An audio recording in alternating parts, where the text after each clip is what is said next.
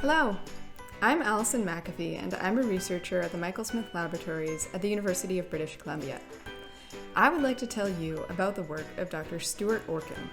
He is the 2022 Canada Gairdner International Award winner for his leadership and research on hemoglobin.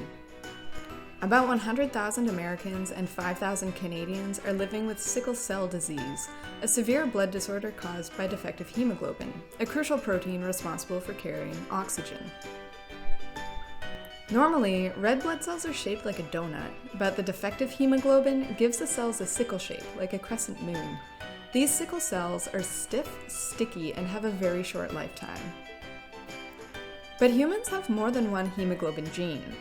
One is produced in developing fetuses, and after birth, babies quickly switch to the adult version. It's only mutations in the adult version that cause the disease. When Stuart Orkin discovered the molecular switch that normally turns off fetal hemoglobin production in babies, he saw an opportunity to turn this into a new treatment.